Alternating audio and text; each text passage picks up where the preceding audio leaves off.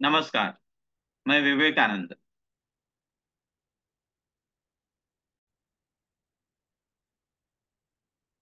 नमस्कार। मैं विवेकानंद दिल्ली यूनिवर्सिटी के श्यामलाल कॉलेज में पिछले 7 सालों से राजनीतिक विज्ञान पढ़ाता हूँ। मैंने जवाहरलाल नेहरू यूनिवर्सिटी से MA in politics with specialisation in international relations और मेरा जो एमफिल है इंटरनेशनल ऑर्गेनाइजेशंस में हुआ है। इस वीडियो लेक्चर के माध्यम से हम डिप्लोमेसी से संदर्भित ट्रैक वन डिप्लोमेसी यानी कि कूटनीति से संबंधित जो ट्रैक वन कूटनीति जो होती है उसकी चर्चा आज हम करेंगे। लेकिन इस वीडियो लेक्चर को आगे ले जाने के पहले मैं आप सबसे रिक्वेस्ट करना चाहता हूं कि आप मेरे YouTube चैनल को सब्सक्राइब करें। मैं ये अंतरराष्ट्रीय रिलेशन इंटरनेशनल रिलेशन से संदर्भ में जो महत्वपूर्ण मुद्दे हैं, जो करंट अफेयर्स भी जो है इंटरनेशनल रिलेशंस के कॉन्टेक्स्ट में, उसकी चर्चा मैं नियमितता से करने वाला हूं। इस प्रकार के वीडियो लेक्चर्स मैं रेगुलरली करूंगा। जो यूपीएससी या स्टेट सिविल सर्विसेज या फिर अनेक सारी जो प्रतियोगिता परीक्षाएं हैं, कॉम्पिटिटिव एग्जाम्स है, उसकी तैयारी करने वाले जो छात्र है उनको बहुत ज्यादा यह जो वीडियो लेक्चर्स होंगे वो फायदेमंद होंगे। तो फिर हम आज इस वीडियो लेक्चर की शुरुआत करते हैं। तो ट्रैक वन डिप्लोमेसी होती क्या है? सामान्य तौर पर ट्रैक वन डिप्लोमेसी का मतलब यह होता है कि जो हाँ, ये डिप्लोमेसी जब भी हम कह रहे हैं या ट्रैक वन, ट्रैक टू और मल्टी ट्रैक डिप्लोमेसी की आज हम जब चर्चा करेंगे, इसमें हमें समझना होगा कि जो अंतरराष्ट्रीय स्तर पर इंटरनेशनल लेवल पर जितने सारे कॉन्फ्लिक्ट्स हैं उनको रिजॉल्व करने में, उन कॉन्फ्लिक्ट्स का समाधान ढूंढने में track one diplomacy, track two diplomacy और मल्टी ट्रैक डिप्लोमेसी, इनका बहुत महत्व है। इसकी बहुत सारी जो चर्चा है अंतरराष्ट्रीय जो इंटरनेशनल सर्कल्स है या द डिप्लोमैट्स, जो गवर्नमेंटल डिप्लोमैट्स है, नॉन गवर्नमेंटल ऑर्गेनाइजेशन से जुड़े हुए डिप्लोमैट्स है, सिविल सोसाइटी से जुड़े हुए जो डिप्लोमैट्स है, राजनयिक है, जो कूटनीति के तज्ञ लोग जो है, और उसी प्रकार से मल्टी ट्रैक डिप्लोमेसी के संदर्भ में भी ये महत्वपूर्ण भूमिका, इंटरनेशनल कॉन्फ्लिक्ट्स को रिजॉल्व करने में ये महत्वपूर्ण भूमिका ये ट्रैक वन, ट्रैक टू और ट्रैक या मल्टी ट्रैक डिप्लोमेसी जो है, वह सारे जो ये डिप्लोमेसी जो है, ये राजनयिक प्रक्रियाएं जो है, वो महत्वपूर्ण भूमिका निभाती है। तो ये ट्रैक वन डिप्लोमेसी जो है प्राइमरली ये it is done by the governments. तो ये गवर्नमेंट टू गवर्नमेंट इंटरेक्शन है। इसको सामान्य तौर पर ये जो ट्रैक वन डिप्लोमेसी की जो टर्म है, this can be understood as it refers to the track one diplomacy refers to official government diplomacy or a technique of state action, which is essentially a process whereby communications from one government go directly to the decision making apparatus of the another government, the next government. तो इसका मतलब यह हुआ कि जो conflicts में जो सम्मिलित इस प्रकार की जो गवर्नमेंट्स होते हैं, दो देशों के बीच में जो कॉन्फ्लिक्ट्स होता है, इन कॉन्फ्लिक्ट्स को रिजॉल्व करने में गवर्नमेंटल मशीनरी काम करती है। गवर्नमेंट्स के जो कूटनीति तज्ञ जो होते हैं, जैसे भारत के संदर्भ में अगर हम कहें तो बहुत सारे जो अधिकारी होते हैं, इंडियन फॉरेन सर्विसेज के अधिकारी हो सकते हैं, या गवर्नमेंट से जुड़े अधिकारी हो सकते हैं, मिनिस्टर्स हो सकते हैं, या हमारे हेड्स ऑफ स्टेट मतलब प्राइम मिनिस्टर, इन सब ट्रैक वन डिप्लोमेसीज में सम्मिलित हो सकते हैं। तो ये जो पहली जो चर्चा हमने की, the term track one diplomacy refers to official governmental diplomacy or a technique of state action, which is essentially a process whereby communications from one government go directly to the decision making apparatus of another government. So in this process the governments are involved, और उसमें सिर्फ जो conflicting parties है उन्हीं के governments नहीं, बल्कि आगे जब हम चर्चा करेंगे तो थर्ड पार्टी जो होती है वह भी इस सारी जो निगोशिएशंस या फिर मेडिएशंस की प्रोसेसेस होती है, इन प्रोसेसेस में उनका भी इन्वॉल्वमेंट होता है। तो ये सिर्फ कॉन्फ्लिक्टिंग पार्टीज ही नहीं, बल्कि जो दूसरी पार्टी जो है, ये दो देशों के बीच में एक प्रकार से सौहार्दपूर्ण वातावरण से वो जो कॉन्फ्लिक्ट है उसको रिजॉल्व करने के संदर्भ में वो कैटलिस्ट की भूमिका निभा सकते हैं थर्ड पार्टी के रूप में। सो ये जो ट्रैक वन डिप्लोमेसी है, it's a formal and conducted between states to state level official.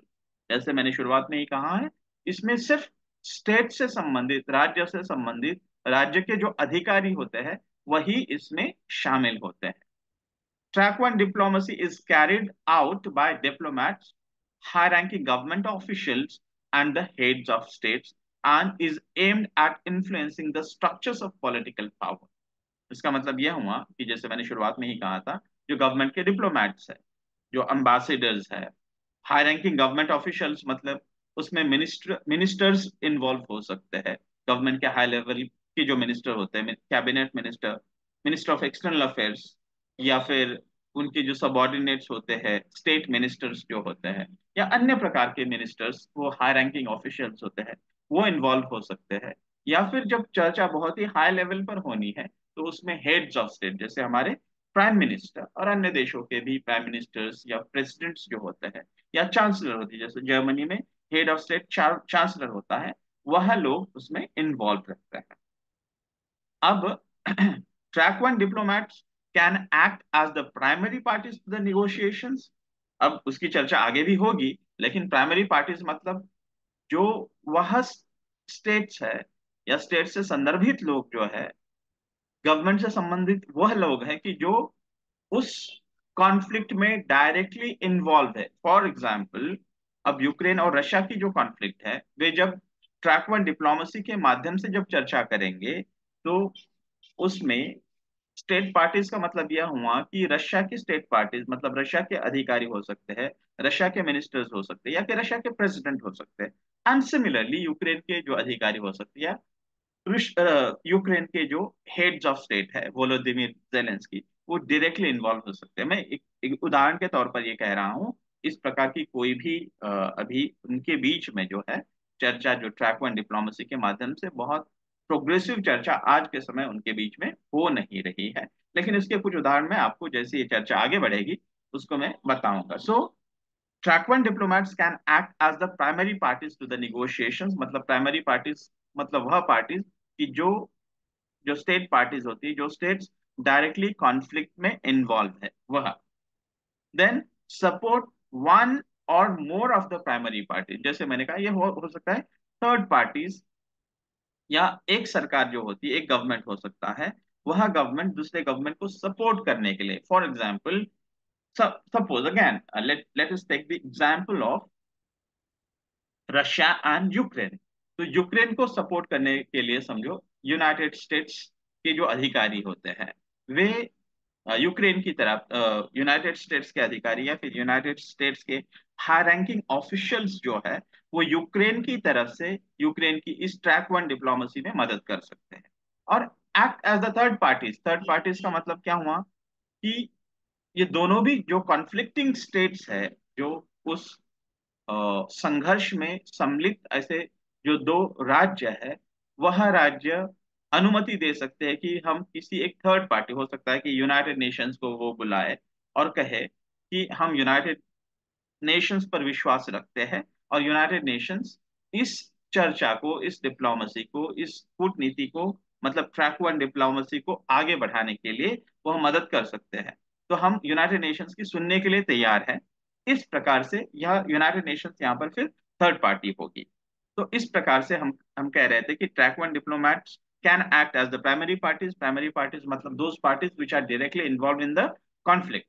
Then support one or the more primary parties. तो प्राइमरी पार्टीज को सपोर्ट करने के लिए दूसरी जो दूसरे स्टेट्स होते हैं उसमें इन्वॉल्व हो सकते हैं। लेकिन मैंने अगेन मैंने कहा कि ट्रैक वन डिप्लोमेसी में सिर्फ गवर्नमेंट के अधिकारी ही उसमें सम्मिलित होते हैं, नॉन गवर्नमेंटल ऑर्गेनाइजेशंस या सिविल सोसाइटी के रिप्रेजेंटेटिव्स उसमें होते नहीं है।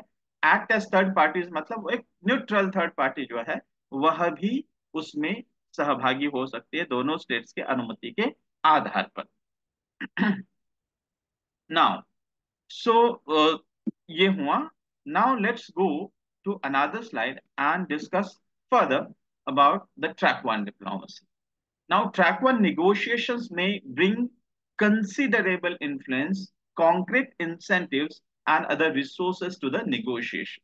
इसका मतलब क्या हुआ कि ट्रैक वन डिप्लोमेसी से फायदा क्या होता है, what is the benefit of the track one diplomacy, या ट्रैक वन निगोशिएशन से क्या साबित हो सकता है, क्या प्राप्त हो सकता है देशों को जो कॉन्फ्लिक्ट में इन्वॉल्व है।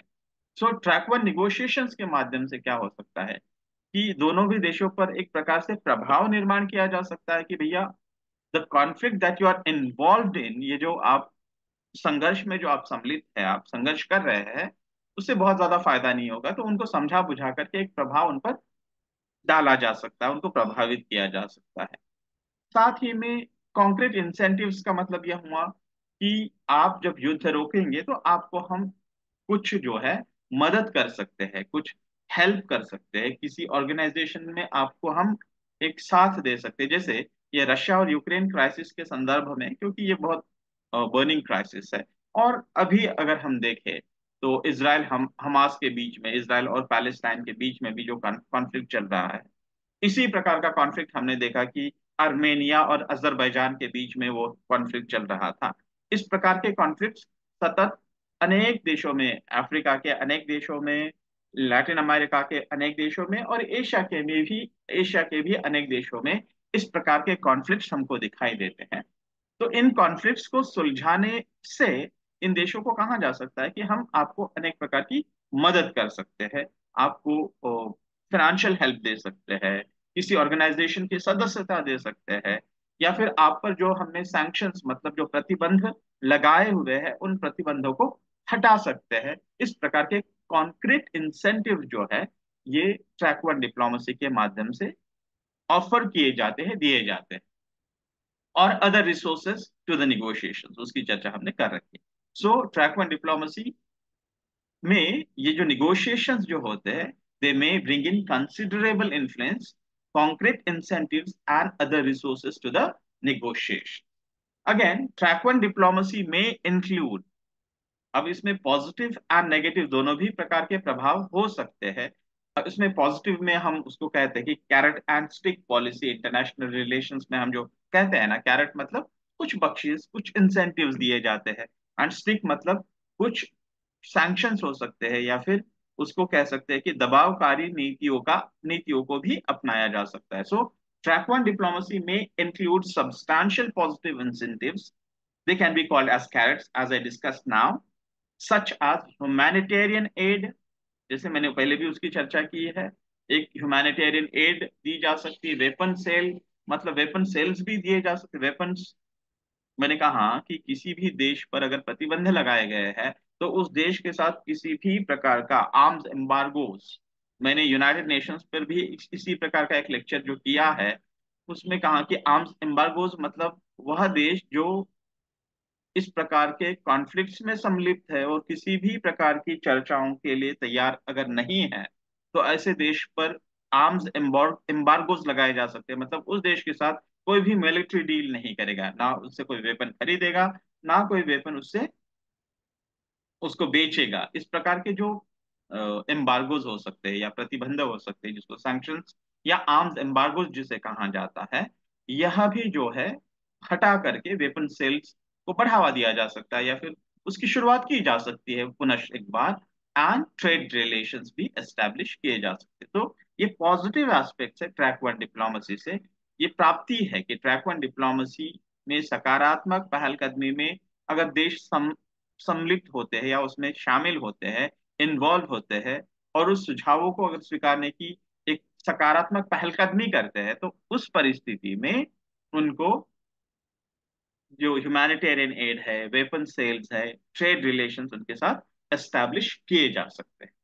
इसके नकारात्मक परिणाम भी हो सकते हैं उस देश पर, अगर जो देश अड़ियल टाइप का देश है, जो मान नहीं रहा है कि किसी प्रकार से जो भी जो ट्रैक वन डिप्लोमेसी है उसमें सम्मिलित हुआ है, फिर भी उससे जो सुझाव आए हैं उन सुझावों को स्वीकारने के लिए तैयार नहीं है, तो उसमें स्टिक पॉलिसी का भी अपनाया अपनाया जा सकता है, मतलब उस पर एक दबाव तंत्र का भी उपयोग किया जा सकता है। सो track one diplomacy can also include significant negative incentives, उनको स्टिक मैंने कहा है, सच एज सैंक्शंस। सैंक्शंस में हो सकता है कि ट्रेड से संबंधित सैंक्शंस मतलब व्यापार कोई उनके साथ नहीं करेगा, मिलिट्री सैंक्शंस हो सकते हैं कि मिलिट्री का किसी भी प्रकार से उनके साथ कोई व्यवहार नहीं करेगा। And expulsion from the international organisations, जो अंतरराष्ट्रीय संगठन है जैसे यूनाइटेड नेशंस है, और बहुत सारे जो रीजनल ऑर्गेनाइजेशंस है जैसे यूरोपियन यूनियन हुआ या एशियान हुआ, इसी प्रकार से ओआईसी जो कंट्रीज है, ऑर्गेनाइजेशन ऑफ जो इम्पो ऑयल एक्सपोर्टिंग स्टेट्स है, जो अरेबिक कंट्रीज है, उनकी ऑर्गेनाइजेशंस हुई, या अफ्रीकन यूनियन हुई। इस प्रकार से जो इंटरनेशनल ऑर्गेनाइजेशंस है, उन ऑर्गेनाइजेशन से उन देशों को उनकी हकालपट्टी भी की जा सकती है, उनको भगाया जा सकता है। एंड इवन मिलिट्री फोर्स, और कुछ सेंसेस में मिलिट्री फोर्स का भी उस देश के खिलाफ उपयोग किया जा सकता है। So these are the negative tactics that can be used through track one diplomacy। तो जो हम कह रहे थे कि ट्रैक वन डिप्लोमेसी में जो दो देश सम्मिलित होते हैं, जो उस कॉन्फ्लिक्ट में सम्मिलित होते हैं, वही देश उस उन्हीं के संदर्भ में ट्रैक वन डिप्लोमेसी की चर्चा है। ट्रैक वन डिप्लोमेसी में सिर्फ गवर्नमेंट के हाई रैंकिंग ऑफिशियल्स, गवर्नमेंट के डिप्लोमैट्स और हेड्स ऑफ स्टेट्स वह उसमें सम्मिलित होते हैं। उसमें हो सकता है कि कुछ जो डायरेक्ट पार्टीज है, मतलब जो कॉन्फ्लिक्ट में इन्वॉल्व है, वो डायरेक्ट पार्टीज उसमें सम्मिलित, उसमें शामिल हो सकते हैं। कोई जो सपोर्टिव पार्टीज जो है, एक गवर्नमेंट को सपोर्ट करने वाली एक एक देश, दूसरे गवर्नमेंट को सपोर्ट करने वाला दूसरा देश, तो उसको सपोर्टिव पार्टीज कहेंगे। या थर्ड पार्टीज मतलब न्यूट्रल पार्टी है, किसी भी गवर्नमेंट को वो सपोर्ट नहीं कर रहा है, दोनों भी देशों के अनुमति के आधार पर उन देशों को उस ट्रैक वन डिप्लोमेसी में सम्मिलित किया गया है, शामिल किया गया है, उसका स्वीकार किया गया है। लेकिन ये गवर्नमेंट के रिप्रेजेंटेटिव्स होते हैं, नॉन गवर्नमेंटल ऑर्गेनाइजेशंस या सिविल सोसाइटी के ऑर्गेनाइजेशन से लोग यहाँ पर नहीं होते हैं। नॉन गवर्नमेंट से संदर्भित जो भी रिप्रेजेंटेटिव्स होते हैं, प्रतिनिधि होते हैं, वो ट्रैक वन डिप्लोमेसी या फिर मल्टी ट्रैक डिप्लोमेसी में वो आ सकते हैं। जब हम track two and multi track diplomacy की चर्चा करेंगे तो वो बात जो है आगे आएगी। तो हमने कहा कि इसके पॉजिटिव इम्पैक्ट्स क्या हो सकते हैं। तो ट्रैक वन डिप्लोमेसी में इंक्लूड सब्सटैंशियल पॉजिटिव इंसेंटिव्स। उसमें मैंने कहा था carrot, such as humanitarian aid, human sale weapon sales and trade relation. And उसका नेगेटिव इम्पैक्ट या नेगेटिव प्रभाव इस प्रकार से हो सकता है ट्रैक वन डिप्लोमेसी में, जो देश अडियल टाइप का देश होता है, जो ट्रैक वन डिप्लोमेसी में सम्मिलित तो है, लेकिन वह उसके जो सुझाव है, उससे जो भी निगोशिएशन के माध्यम से जो भी आउटकम्स सामने आते हैं, उनका स्वीकार जब अगर नहीं करता है वह देश, तो उसको नेगेटिव इम्पैक्ट्स को भी सहना पड़ता है। तो उसमें मिलिट्री सैंक्शंस हो सकते हैं, ट्रेड सैंक्शंस हो सकते हैं, अंतरराष्ट्रीय संगठनों से एक्सपल्शन किया जा सकता है उनका, और कुछ कुछ केसेस में कुछ केसेस में मिलिट्री का भी उपयोग किया जा सकता है। मिलिट्री का उपयोग बहुत कम प्रमाण में होता है, या फिर सिर्फ छोटे देशों के संदर्भ में ही होता है। अब रशिया के खिलाफ कौन मिलिट्री का उपयोग करने जाने वाला है। तो मिलिट्री का उपयोग यह जो होता है, ये छोटे देशों को डराकर धमका के किया जा सकता है। बड़े देशों के संदर्भ में इस प्रकार की टैक्टिक्स बहुत ज्यादा काम नहीं करती है। हमने देखा है कि रशिया और यूक्रेन के कॉन्फ्लिक्ट के संदर्भ में रशिया पर अनेक प्रकार के मिलिट्री सैंक्शंस लगाए गए, लेकिन रशिया पर बहुत ज्यादा प्रभाव नहीं पड़ा, या फिर रशिया ने उस उन प्रभाव में आकर के जो युद्ध है यूक्रेन के साथ उसने छेड़ रखा है, उस युद्ध को उसने रोका नहीं। अब अल्टीमेटली ये जो ट्रैक वन डिप्लोमेसी के संदर्भ में जब भी हम चर्चा करेंगे, प्रत्येक देश के अपने हित जो होते हैं वो महत्वपूर्ण होते हैं। अपने हितों को बढ़ावा देने के संदर्भ में ही वो ट्रैक वन डिप्लोमेसी में सम्मिलित हो सकता है, शामिल हो सकता है। अगर उसको लगता है कि इस प्रकार के जो निगोशिएशंस है, ट्रैक वन डिप्लोमेसी के माध्यम से किए जाने वाले निगोशिएशंस उसके देश के हितों के खिलाफ है, तो वह ट्रैक वन डिप्लोमेसी से बाहर भी हो सकता है। उसको न न मान सकता है। छोटे देशों को डराकर धमका करके उनको कुछ आउटकम्स जो है, उससे जो भी निगोशिएशंस के माध्यम से जो भी आउटकम्स बाहर आए उन पर लादे जा सकते हैं, बड़े देशों के संदर्भ में ऐसा नहीं किया जा सकता है। अगेन तो वही चर्चा जो हम कह रहे थे, ये ट्रैक वन डिप्लोमेसी की स्ट्रेंथ क्या है, उसका सामर्थ्य क्या है। तो track one diplomacy has the ability to use political power to influence the direction of negotiations and outcomes। इसका मतलब क्या हुआ कि ट्रैक वन डिप्लोमेसी में चूंकि गवर्नमेंट के अधिकारी गवर्नमेंट के ऑफिशियल्स, हेड्स ऑफ स्टेट्स, क्योंकि गवर्नमेंट के यहाँ पर डायरेक्ट सपोर्ट होता है। इसलिए जो भी निर्णय अगर लेना है वह पॉलिटिकल पावर ही अंतिमतः, जब हम ट्रैक टू और मल्टी ट्रैक डिप्लोमेसी की जब चर्चा करेंगे, ये जो आउटकम्स जो आते हैं उन आउटकम्स को धरातल पे या फिर ग्राउंड ग्राउंड लेवल पे उसका इम्प्लीमेंटेशन करने का जो दायित्व है वहां की पॉलिटिकल एलिट्स करेंगी, या पॉलिटिकल जो पावर में लोग हैं वही करेंगे। इसीलिए ट्रैक वन डिप्लोमेसी प्रभावकारी इसलिए है क्योंकि डायरेक्टली गवर्नमेंट के अधिकारी उसमें शामिल है, गवर्नमेंट के ऑफिशियल्स उसमें शामिल है, या हाई लेवल पे हेड्स ऑफ द गवर्नमेंट उसमें शामिल है। अगर उन्होंने तय किया कि ये जो नेगोशिएशंस आया है उससे हम सेटिस्फाइड है और उनका इम्प्लीमेंटेशन हम करेंगे, तो वो एग्जीक्यूटिव लेवल पे, लेजिस्लेटिव लेवल पे उस प्रकार पे वे सुधारना करके उन आउटकम्स को वो स्वीकार सकते हैं। ये उसका स्ट्रेंथ है कि ट्रैक वन डिप्लोमेसी में गवर्नमेंट के अधिकारी, गवर्नमेंट के officials, heads of states directly involve होने के कारण इससे जो भी आउटकम्स आते हैं उन आउटकम्स का इम्प्लीमेंटेशन होना, उनका स्वीकार होना, एक्सेप्टेंस होना जो है वो सरल होता है। So track one diplomacy has the ability to use political power to influence the direction of negotiations and outcomes. और इसी के साथ में अब ट्रैक वन डिप्लोमेसी, ये जो पॉलिटिकल पावर का इस्तेमाल करते हुए, समझो एक बड़ा देश है और एक छोटा देश है, उनके बीच में अगर वह ट्रैक वन डिप्लोमेसी के माध्यम से निगोशिएशंस हो रहे हैं, तब जो बड़ा देश है वो अपनी पूरी शक्ति का उपयोग करेगा, राजनीतिक शक्ति का उपयोग करेगा, आर्थिक शक्ति का उपयोग करेगा, और साथ ही में इस प्रकार के जो निगोशिएशंस है या फिर जो भी आउटकम्स आएंगे उनको भी वो प्रभावित कर सकता है। अब इसमें दो चीजें हैं, एक तो डायरेक्ट पार्टीज के संदर्भ में एक पार्टी दूसरे पार्टी को प्रभावित कर सकती है, डरा धमका सकती है, और छोटी पार्टी चूंकि उनके पास इतने बड़े संसाधन नहीं है और उस कॉन्फ्लिक्ट को आगे बढ़ाने में उनका ही नुकसान है, तो वो मान भी जाएंगे। जैसे हमने दूसरी बात कही थी, जो सपोर्टिव पार्टीज है, वो सपोर्टिव पार्टीज भी इस प्रकार से, जैसे मैंने कहा था, जो जो पॉजिटिव एस्पेक्ट्स है वो कैरेट का मतलब ह्यूमैनिटेरियन एड हुआ, या ट्रेड या फिर अनेक प्रकार के वेपन सेल्स हुए, या गवर्नमेंटल ऑर्गेनाइजेशंस में शामिल करने के आश्वासन हुए, इस प्रकार के पॉलिटिकल पावर का इस्तेमाल करते हुए उसको प्रभावित कर सकते हैं किसी भी देश को उन आउटकम्स, एक तो ट्रैक वन डिप्लोमेसी में शामिल होने के लिए, और ट्रैक वन डिप्लोमेसी के माध्यम से जो भी आउटकम्स आएंगे उनको स्वीकारने के लिए। वो थर्ड पार्टीज भी इस प्रकार से, थर्ड पार्टी जो होती है ट्रैक वन डिप्लोमेसी में शामिल, वह भी कर सकती है। ये नॉन गवर्नमेंटल ऑर्गेनाइजेशन के लोग वैसे करेंगे नहीं। इसलिए यह बात ध्यान में रखने की, क्योंकि पॉलिटिकल एलिट्स इसमें डायरेक्टली इन्वॉल्व होने के कारण इसमें प्रभावकारिता, ट्रैक वन डिप्लोमेसी की प्रभावकारिता अधिक होती है। Again, the second aspect or the second strength of the track one diplomacy यह है कि this power might include using the threat of military force if a party decides to go against international treaties।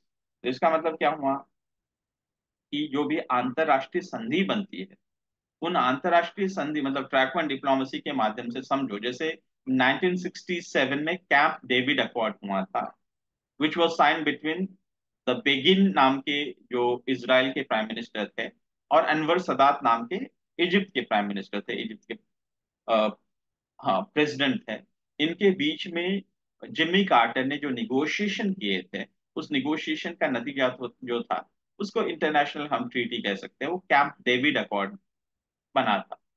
अब उसके जो भी प्रावधान है, उन प्रावधानों का उल्लंघन अगर एक देश करता है, उसको मान्य नहीं करता है या उसका उल्लंघन करता है, उसका वायलेशंस करता है, तो जो पॉलिटिकल पावर है, वह पॉलिटिकल पावर इस प्रकार के वायलेशंस में शामिल या फिर वायलेशन करने वाले देशों पर मिलिट्री फोर्स का भी इस्तेमाल करने की धमकी दे सकता है। ये नॉन गवर्नमेंटल ऑर्गेनाइजेशंस जो ट्रैक टू डिप्लोमेसी में होता है वो नहीं कर सकते। The third aspect or the third strength of the track one diplomacy is that the track one diplomacy has the capacity to access material and financial resources that give high leverage and flexibility in negotiation. इसका मतलब क्या होता है कि track one diplomacy में क्योंकि government के अधिकारी, गवर्नमेंट स्वयं उसमें शामिल है, इसलिए जो मटेरियल एंड फाइनेंशियल रिसोर्सेस है उसका उपयोग करके ट्रैक वन डिप्लोमेसी को प्रभावित करने का या ट्रैक वन डिप्लोमेसी को आगे बढ़ाने में वो महत्वपूर्ण भूमिका निभा सकते हैं, क्योंकि गवर्नमेंट के अधिकारी वहां पर प्रत्यक्ष रूप से शामिल है। जो चौथा है एस्पेक्ट या स्ट्रेंथ जो है ट्रैक वन डिप्लोमेसी की, कि track one diplomacy can employ in depth knowledge about the parties interest because of the use of various intelligence sources. तो ट्रैक वन डिप्लोमेसी में जैसे मैंने कहा था, direct parties, supportive parties and third parties, ये जो इन्वॉल्व रिप्रेजेंटेटिव्स होते हैं या फिर डिप्लोमैट्स होते हैं, क्योंकि वो गवर्नमेंट के अधिकारी होते हैं, इंटरनेशनल ऑर्गेनाइजेशंस के अधिकारी होते हैं, इसीलिए वो अपनी पूरी क्षमताओं का इस्तेमाल करते हुए किस देश की क्या अपेक्षाएं है, उस किस देश के क्या हित है और उनकी क्या कमजोरियां है, उसका अनुमान भी सही ढंग से वे लगा सकते हैं। और इंटेलिजेंस सर्विसेज का इस्तेमाल करते हुए उनके हित या फिर उनकी कमजोरियां जो है उनका सही इस्तेमाल करते हुए ट्रैक वन डिप्लोमेसी को आगे बढ़ाने के लिए वो महत्वपूर्ण भूमिका निभा सकते हैं। Then track one mediators have, जो पांचवी स्ट्रेंथ जो है ट्रैक वन डिप्लोमेसी की, स्ट्रेंथ्स ऑफ डिप्लोमेसी की जब चर्चा करेंगे तो ये पांच महत्वपूर्ण मुद्दे हैं जो ध्यान में रखने होंगे। Track 1 mediators have the competence to use broad knowledge of their state's foreign policies and also the foreign policies of the conflicting parties। इसका मतलब क्या हुआ? गवर्नमेंट के अधिकारी फॉरेन पॉलिसी के जो ऑब्जेक्टिव, उनके देश के फॉरेन पॉलिसी के ऑब्जेक्टिव्स क्या है, उनके देश के विदेश नीति के ऑब्जेक्टिव्स क्या है, या अन्य देश के फॉरेन पॉलिसीज के ऑब्जेक्टिव्स क्या है, उन ऑब्जेक्टिव्स को ध्यान में रखते हुए उसका सही मूल्यांकन करते हुए वह ट्रैक वन डिप्लोमेसी को आगे बढ़ा सकते हैं एक सॉल्यूशन तक। ये ट्रैक वन डिप्लोमेसी के माध्यम से जो निगोशिएशंस आगे बढ़ेंगे, उन निगोशिएशंस को या उन एक मीडिएशन की प्रोसेस को वो आगे बढ़ा सकते हैं, उसको पुश कर सकते हैं, क्योंकि उनको फॉरेन पॉलिसीज के ऑब्जेक्टिव्स, रिसोर्सेज, जैसे मैंने चौथे पॉइंट में कहा था, इनका सारा इन डेप्थ नॉलेज होने के कारण उनके पास इंटेलिजेंस सोर्सेज भी है, उनके पास अनेक सारे माध्यम होते हैं कि जिस माध्यमों से सही इंफॉर्मेशन लगा करके, ये जो कहा जाता है ना कि एक तो दवा तब काम में आएगी जब आपने सही उसका अनुमान लगाया है, आपने डायग्नोस डिजीज का ठीक से किया है। तो गवर्नमेंट के अधिकारी होने के कारण they can diagnose the problem and thereby they can suggest exact solution. So इसकी एग्जैक्टिट्यूड जो है ट्रैक वन डिप्लोमेसी की ज्यादा है कंपैरेटिवली ट्रैक टू और मल्टी ट्रैक डिप्लोमेसी के कॉन्टेक्स्ट में, पर्टिकुलरली ट्रैक टू डिप्लोमेसी, क्योंकि ट्रैक टू डिप्लोमेसी में non governmental organisation, civil society के लोग या जो सिटीजन जो होते हैं दोनों देशों के या अन्य देशों के, वो उसमें इन्वॉल्व होते हैं। यहाँ पर सिर्फ ट्रैक वन डिप्लोमेसी में सिर्फ गवर्नमेंट के अधिकारी ही इन्वॉल्व होते हैं। So these are the strengths of track one diplomacy. But then track one diplomacy also has weakness. वो वीकनेसेस क्या है? सो ट्रैक वन डिप्लोमेसी जो उसका कॉन्फ्लिक्ट रेजोल्यूशन के अप्रोचेस है, the conflict resolution approaches of track one diplomacy are corrupted by power. State power can be liability to durable peace rather than a facilitative tool. तो track one diplomacy में देखो, political power है। Political power एक तो national interest भी है, और बहुत बार जो होता है ये जो पॉलिटिकल ग्रुप होता है अपने भी उनके इंटरेस्ट होते हैं, और लोकली उनका एक सपोर्टिव ग्रुप होता है। प्रत्येक पॉलिटिकल पार्टी का अपना एक सपोर्टिव ग्रुप होता है, उसकी भी डिमांड्स होती है। इन सारे एस्पेक्ट्स को ध्यान देते हुए वह जो पॉलिटिकल पार्टी जो है वो नेगोशिएशंस को आगे बढ़ाती है। उनको डोमेस्टिकली भी बहुत बार ऐसे भी होता है कि नेशनल इंटरेस्ट में है लेकिन उनके पॉलिटिकल पावर के इंटरेस्ट में नहीं है, तो maybe that negotiation process get hindered. वो एक प्रकार से बाधा उसमें आ सकती है। सो its conflict. Though track one diplomacy's conflict resolution approaches are corrupted by power, state power can be liability to durable peace rather than a facilitative tool. तो इसलिए ये जो स्टेट पावर जो होती है, ये कभी कभी एक शाश्वत शांति की प्रक्रिया को आगे बढ़ाने में या ड्यूरेबल पीस को अचीव करने में ये कभी कभी लायबिलिटी बनती है, उसमें बनती है, जब सकारात्मक बनने के बजाय। तो ये पॉलिटिकल कंसिडरेशंस महत्वपूर्ण भूमिका निभाते हैं, तो ये वीकनेस है। Second weakness of the track one diplomacy is power can suppress underlying issues of weaker parties, thereby undermining the sustainability of the peace agreement. Now, what happens if there are two countries which are involved in the conflict? दो देश उस conflict में involved है, and तो क्या हो सकता है कि the powerful political party जो है वह weaker political party को दबा सकती है, suppress कर सकती है। तो power can suppress underlying issues of weaker parties और thereby undermining the sustainability of peace agreement। और इस प्रकार से किसी एक जो वीकर पार्टी है, वीकर मतलब जो कमजोर देश है, उस पर आपने डरा धमका कर एक आधा जो आउटकम है, उसका जो परिणाम है, उसको स्वीकारने के लिए मजबूर भी कर दिया होगा, लेकिन वह जो आउटकम्स होंगे, वह आउटकम्स के माध्यम से जो शांति प्रस्थापित होगी, उसका बहुत ज्यादा लंबा जीवन नहीं हो सकता है, वो ड्यूरेबिलिटी बहुत कम है, उसकी सस्टेनेबिलिटी, वह शांति शाश्वत नहीं होगी। तो ये पॉलिटिकल पावर्स जो या ट्रैक वन डिप्लोमेसी में जो इन्वॉल्व होते हैं, वो बहुत बार इस प्रकार के पावर का भी इस्तेमाल करते हुए तत्काल स्वरूप में एक शांति प्रस्तावित करते हुए दिखाई दे सकते हैं, बट लॉन्ग टर्म में वह जो है पॉलिटिकल, वो जो पीस है वो सस्टेनेबल नहीं होती, वो शाश्वत नहीं होती है। अगेन वो कॉन्फ्लिक्ट री इमर्जेंस उसका कॉन्फ्लिक्ट का होता है, तो रीअकरेंस और रेकरेंस ऑफ द कॉन्फ्लिक्ट होता है उसमें। तीसरा वीकनेस जो है ट्रैक वन डिप्लोमेसी का, diplomatic missions and asset to track one diplomacy are normally close down at the peak of conflict between countries, thereby reducing communication when it is needed the most। मतलब क्या हुआ कि ये जो diplomatic missions दो देशों के बीच में होते हैं, आपने देखा होगा जब टेंशन बढ़ती है, जब भारत और कनाडा के बीच में वो निज्जर के किलिंग के संदर्भ में, निज्जर की जो हत्या हुई थी उसके संदर्भ में, कनाडा ने क्या किया कि भारत के कुछ राजनयिकों को वहां से भगा दिया कनाडा से। तो हमने भी यहाँ से कुछ राजनयिकों को बुला करके उनको वापस करवा दिया। तो इस प्रकार से जब टेंशन्स दो देशों के बीच में हाई होते हैं, तो वो क्या होता है कि जो डिप्लोमेटिक मिशंस होते हैं उनको स्टॉप किया जाता है। when conflict between the two countries is at the peak, जब वो हाई लेवल पे जब होता है, तब ये जो डिप्लोमेटिक मिशंस है, डिप्लोमेटिक कम्युनिकेशंस को बंद किया जाता है। कि जब यह जो हाई लेवल का जो कॉन्फ्लिक्ट कॉन्फ्लिक्ट जब पीक पे पहुंचा है, तब तो सबसे ज्यादा इस डिप्लोमेसी की आवश्यकता होती है, लेकिन यहाँ पर डिप्लोमेसी के सारे माध्यम ही बंद किए जाते हैं।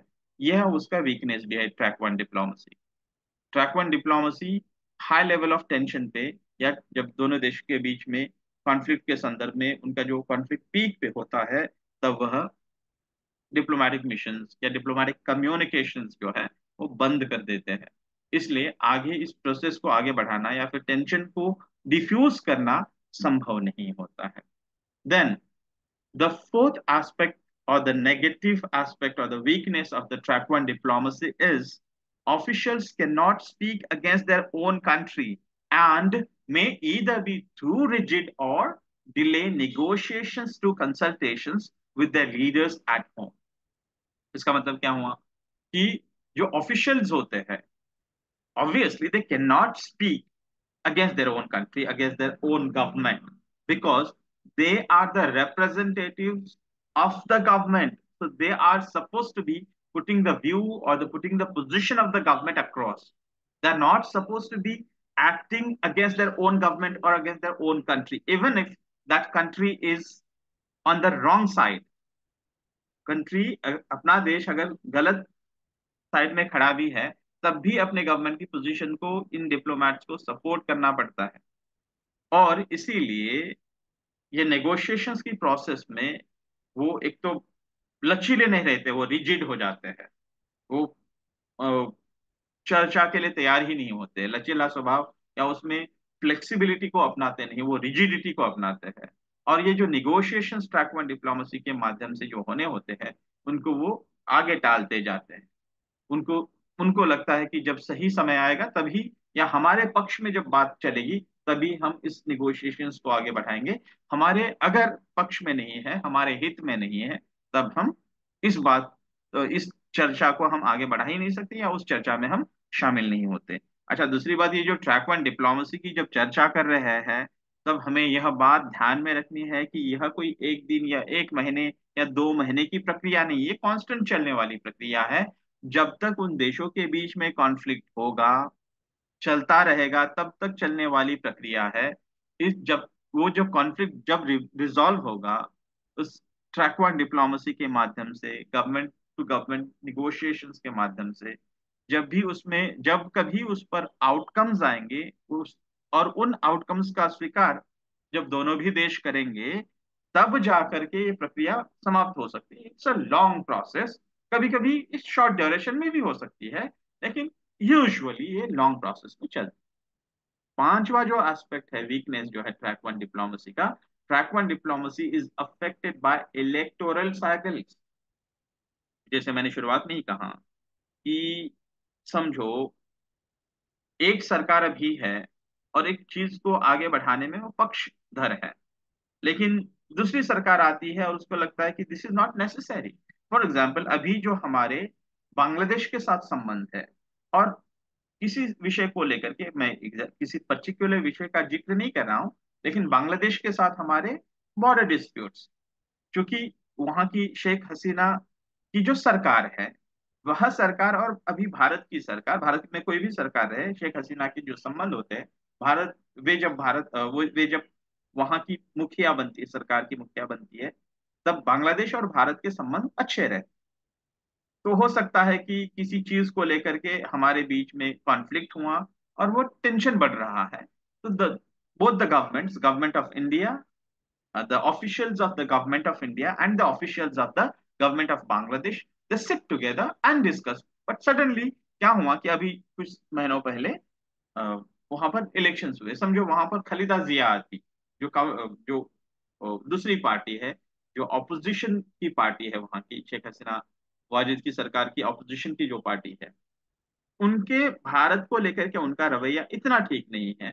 तो फिर वो जो निगोशिएशंस आगे बढ़े हैं वो अफेक्ट हो जाएंगे, और वो थम जाएंगे या पीछे आ जाएंगे, या जैसे थे परिस्थिति का निर्माण हो जाएगा। So track one diplomacy is affected by electoral cycle, ये भी हमें ध्यान रखने की आवश्यकता है। So these are the weaknesses of the track one diplomacy. So far we have discussed what is track one diplomacy, who can participate in the track one diplomacy.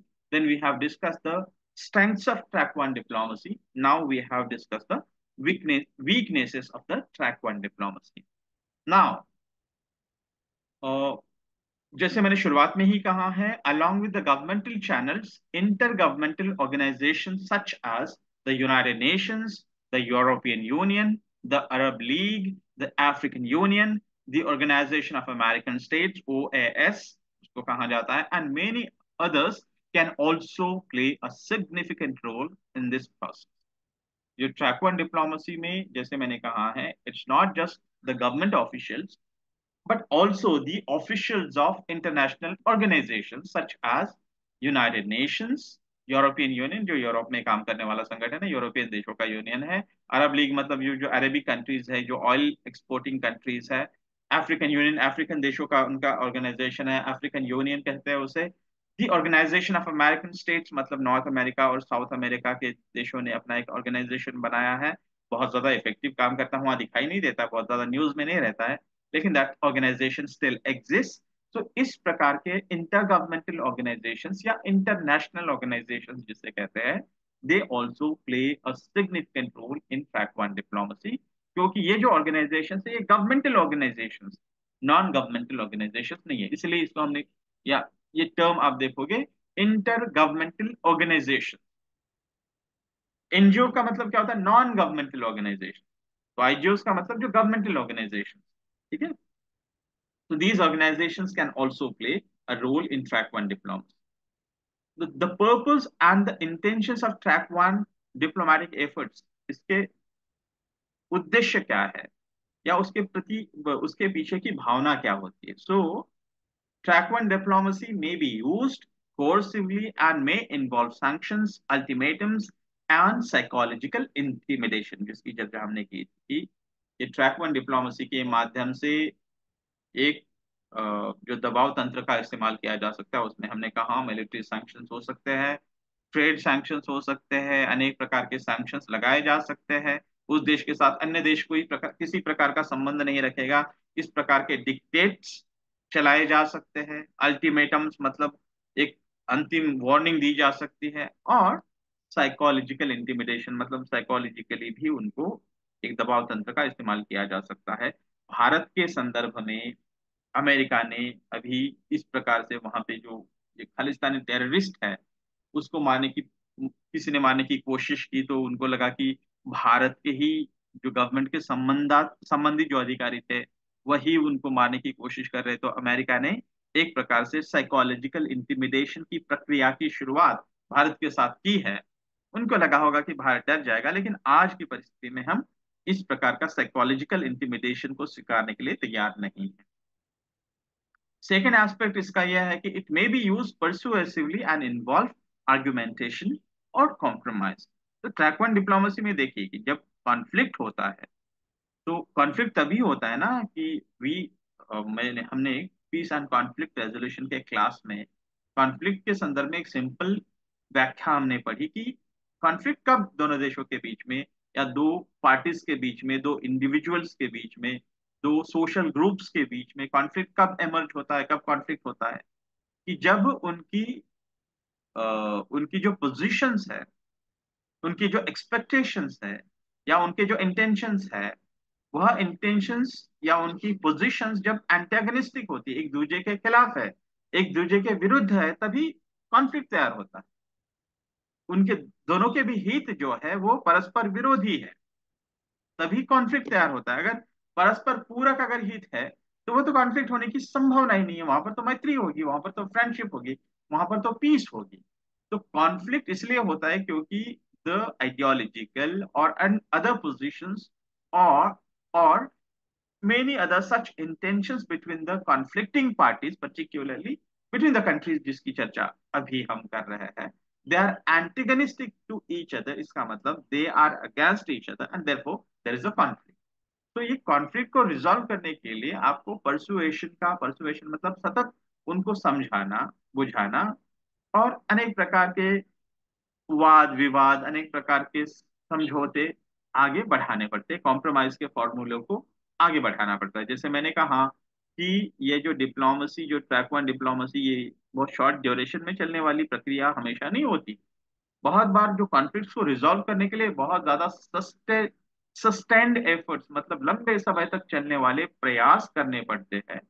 ये जो डॉक्यूमेंट्स है और जो आउटकम्स है वो दोनों देशों के ट्रैक वन डिप्लोमेसी के माध्यम से जो भी आउटकम्स बाहर आएंगे, वह आउटकम्स दोनों भी देशों के स्वीकार्य होंगे, तो देशों के लिए तभी वह जो शांति प्रक्रिया स्थापित होगी वह शाश्वत होगी, सस्टेनेबल होगी। अन्यथा मैंने जैसे कहा है कि वह शॉर्ट ड्यूरेशन में चलेगी, अगेन द कॉन्फ्लिक्ट विल री ऑकर, कॉन्फ्लिक्ट पुनः निर्माण होगा।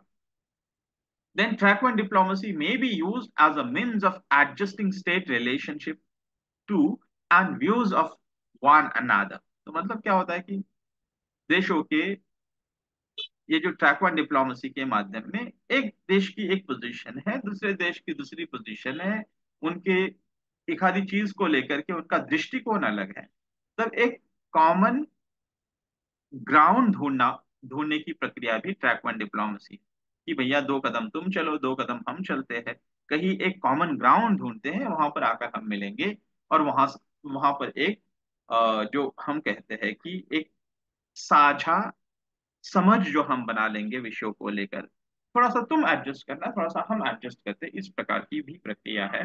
And track one diplomacy it may be used as a tool for reaching mutual agreements, track one diplomacy के माध्यम से म्यूचुअल अग्रीमेंट्स भी निर्माण किए जा सकते हैं, किए जाते हैं।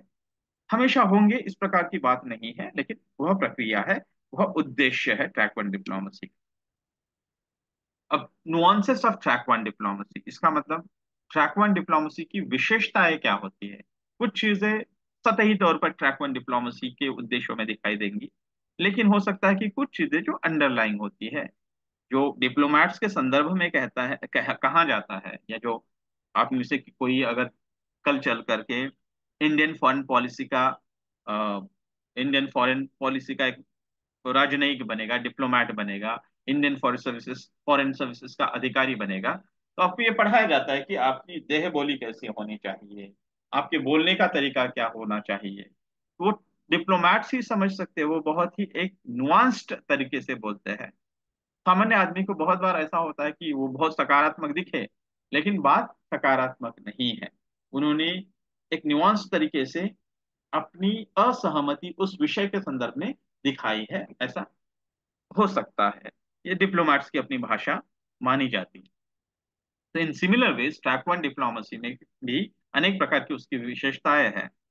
So officials involve in the track one interactions may be at the senior heads of state level, ministerial level, or involve the lower level officials। अभी जैसे शुरुआत में ही कहा कि ट्रैक वन डिप्लोमेसी ये गवर्नमेंट टू गवर्नमेंट के बीच में होता है, that happens between the government.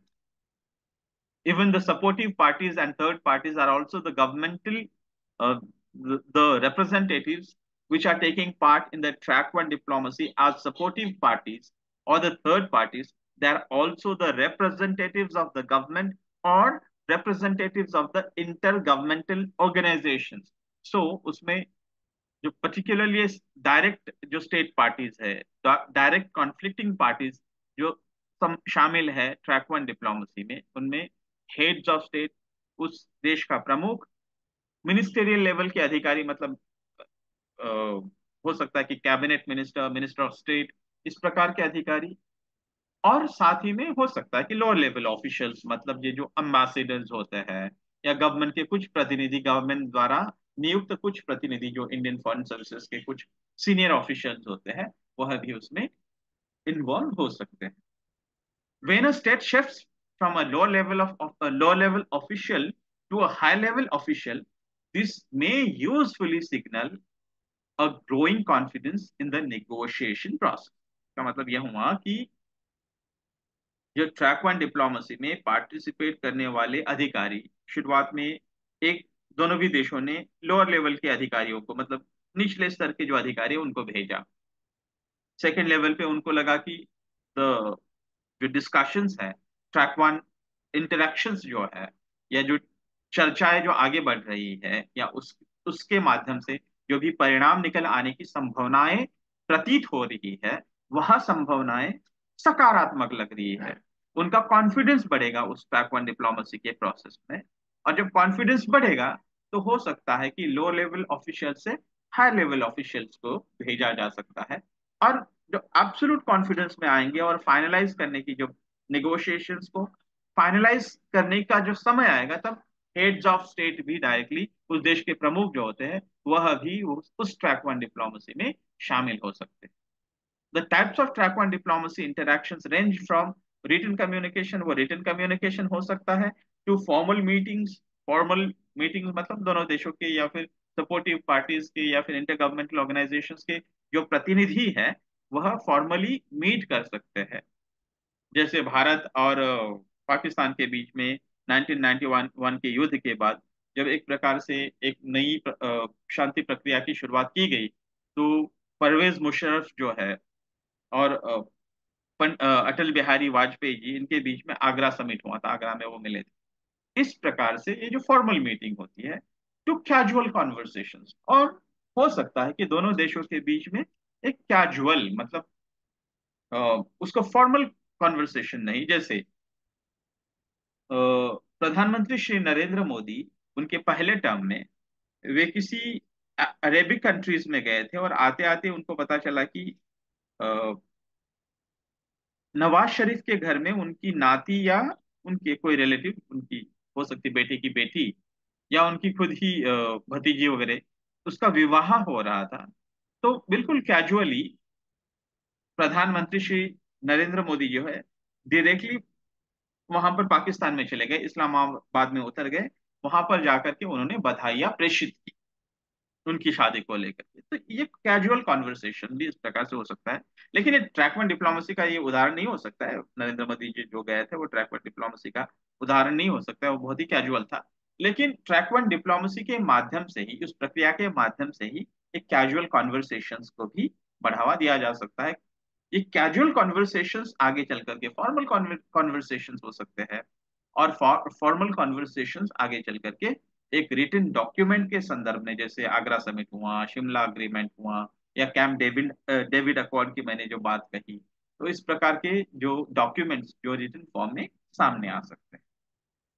Then for example when, मैंने जो अभी कहा था, मैंने पहले भी उदाहरण दिया था, जो यूएस प्रेसिडेंट जो थे जिमी कार्टर, उन्होंने ये जो प्राइम मिनिस्टर थे तब के इजराइल के, उनका नाम था मिनाकेम बेगिन, एंड इजिप्शियन प्रेसिडेंट थे अनवर सदात, इन दोनों के बीच में एक थर्ड पार्टी के रूप में उन्होंने नेगोशिएशंस, मतलब ये ट्रैक वन डिप्लोमेसी के माध्यम से नेगोशिएशंस को आगे बढ़ाया, और उसके परिणाम स्वरूप जो है 1978 में कैंप डेविड अकॉर्ड्स, मतलब एक शांति प्रस्ताव के माध्यम से यह एक संधि सामने आई, रिटन डॉक्यूमेंट सामने आया। सो these are the nuances of track one diplomacy.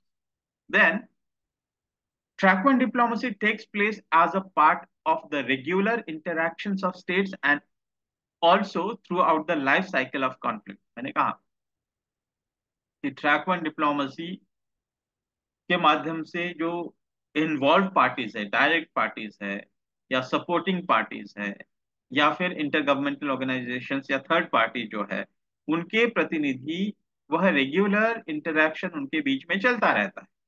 They may not be physically meeting all the time, but over the phone, over the internet, over the mail, the conversations are constantly going on between the involved parties in the track one diplomacy. And also, यह तब तक चलता है जब तक वह conflict उन conflicting parties के बीच में एग्जिस्ट करता है, जब तक वो कॉन्फ्लिक्ट है तब तक यह इंटरैक्शंस नियमितता से दोनों देशों के बीच में चलते रहते हैं। देन ट्रैक वन डिप्लोमेसी में एस्केलेट और डी एस्केलेट कॉन्फ्लिक्ट। मैंने कहा था कि ट्रैक वन डिप्लोमेसी से जो नेगोशिएशंस अगर सकारात्मक ढंग से बढ़ रहे हैं, और उससे जो आने वाले आउटकम्स है, परिणाम है, वो सकारात्मक ढंग से आगे बढ़ रहे हैं, तो ऑब्वियसली जो है उससे कॉन्फ्लिक्ट जो होगा वो डी एस्केलेट होगा, मतलब कॉन्फ्लिक्ट कम होगा या कॉन्फ्लिक्ट बंद होगा। लेकिन वो सकारात्मक पहलकदमी नहीं हो रही है, एक देश अपने विचारों को दूसरे देश पर लादने की कोशिश कर रहा है, या एक जो थर्ड पार्टी सपोर्टर है एक गवर्नमेंट का सपोर्ट कर रहा है और दूसरे गवर्नमेंट को नीचे दिखाने की कोशिश कर रहा है। ऐसी परिस्थिति में वह कॉन्फ्लिक्ट डी एस्केलेट ना होकर के एस्केलेट होगा, मतलब कॉन्फ्लिक्ट और बढ़ेगा, और उसकी जो इंटेंसिटी है उस कॉन्फ्लिक्ट की और बढ़ेगी। वो डी एस्केलेट नहीं होगा, उसकी इंटेंसिटी जो है वो कम नहीं होगी। सो ट्रैक वन डिप्लोमेसी के माध्यम से हमेशा ही कॉन्फ्लिक्ट को एक रेजोल्यूशन ढंग से ही कॉन्फ्लिक्ट का रेजोल्यूशन होगा और शांति प्रस्थापित होगी, ऐसा नहीं है।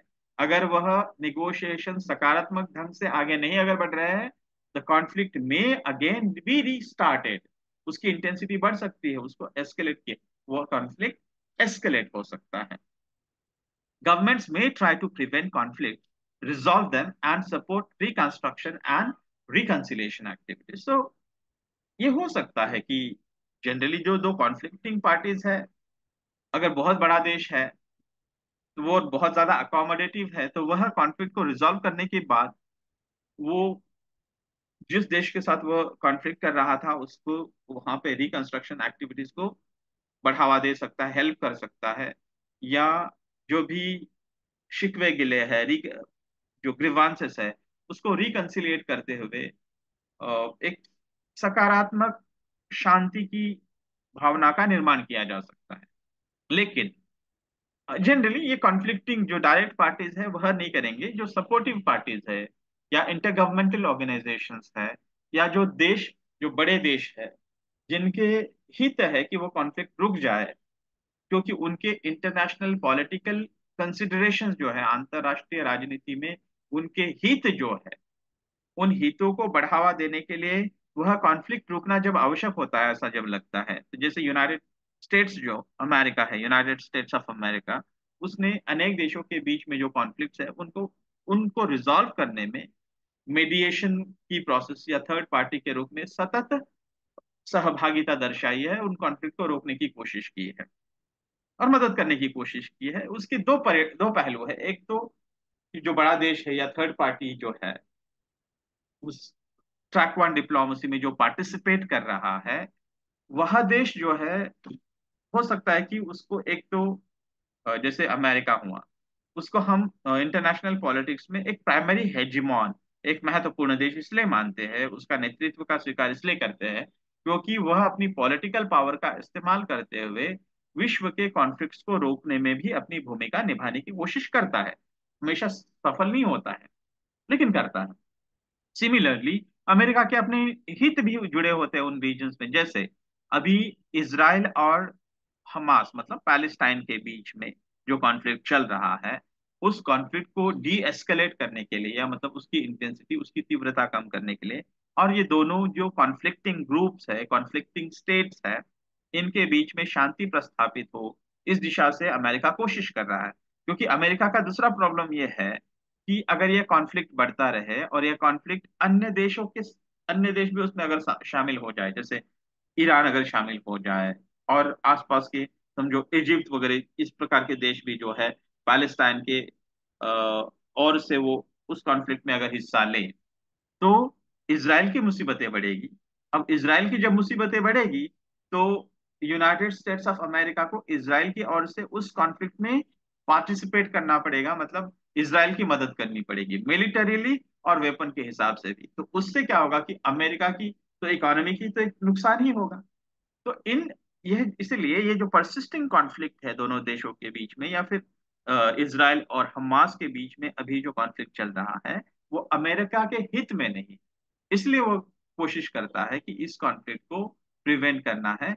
और रिकंस्ट्रक्शन की वो हो सकता है कि हमास से बात करके, या फिर हमास को सपोर्ट करने वाले जो भी कंट्रीज है, जो कतार वतार जो है, इस प्रकार के जो देश है, उनसे बात करके वह आश्वासन दे सकता है कि भैया जो भी होस्टेजेस आपने एब्डक्ट करके होस्टेजेस रखा है जिन लोगों को, इसराइल के लोगों को, उनको पैलेस्टाइन को लौटा दो और इस कॉन्फ्लिक्ट को खत्म करो। और जो इसराइल कह रहा है उसको सुनो, हम इसराइल को समझाएंगे और आपकी जो भी नुकसान हुई है, मतलब आपके जो हॉस्पिटल्स बर्बाद हो चुके हैं, अनेक सारी जो सुविधाएं जो है, इंफ्रास्ट्रक्चर, पानी पीने के पानी की सुविधा, रहने की सुविधा, इस प्रकार के एक्टिविटीज को रिकंस्ट्रक्शन करने में आपकी मदद कर सकते हैं। तो जो है यह जो तीसरा एस्पेक्ट है, गवर्नमेंट्स में try to prevent conflict, resolve them and support reconstruction and reconciliation activities, वह जनरली सरकारें करती है, थर्ड पार्टीज करती है, या सपोर्टिव पार्टीज करती है। ये track one diplomacy. Track one diplomacy की क्रिटिसिज्म क्या है, उसकी आलोचना क्या है? तो state parties view it as a win lose game of diplomatic success, thereby encouraging competitiveness and positional bargaining. इसका मतलब यह हुआ कि जो डायरेक्ट पार्टीज है, जो मतलब उस कॉन्फ्लिक्ट में, उस संघर्ष में शामिल जो पार्टीज है, जो देश है, वह इस ट्रैक वन डिप्लोमेसी पर बहुत ज्यादा विश्वास नहीं करते। उनको लगता है कि क्योंकि अपनी पोजीशन को लेकर के they are very rigid, rigid in the sense मुझे यह चाहिए तो यही चाहिए, यह मेरा ऑब्जेक्टिव है, यह मेरा उद्देश्य है, तो उस उद्देश्य को मैं कभी भी छोड़ूंगा नहीं। अगर मैं उसको छोड़ देता हूं तो यह मेरा लॉस हुआ और दूसरे देश की विक्ट्री हुई, उसका गेन हुआ। तो इस प्रकार की जो पॉलिटिकल जो स्टेट पार्टीज होती है, देश से संबंधित जो लोग होते हैं, जो उस ट्रैक वन डिप्लोमेसी में पार्टिसिपेट करते हैं, उनको लगता है कि हमारी पोजीशंस को छोड़ना मतलब हमारा लॉस है और दूसरे पार्टी का गेन है। सो इस प्रकार से विन लूज गेम में वो इन्वॉल्व रहते हैं। इसीलिए वो ट्रैक वन डिप्लोमेसी में जब भी शामिल होते हैं, तो वह कोशिश करते हैं कि अपने देश के लिए ज्यादा से ज्यादा मिले वहां से उस नेगोशिएशन, इसलिए वो अपने हित में ज्यादा बार्गेनिंग करते हैं। इसका दुष्परिणाम यह है कि ज्यादा बार्गेनिंग की वजह से जो है वो ट्रैक वन डिप्लोमेसी की प्रक्रिया जो है आगे बढ़ नहीं पाती है, और वो टेंशन्स जो है वो डिफ्यूज नहीं हो पाते।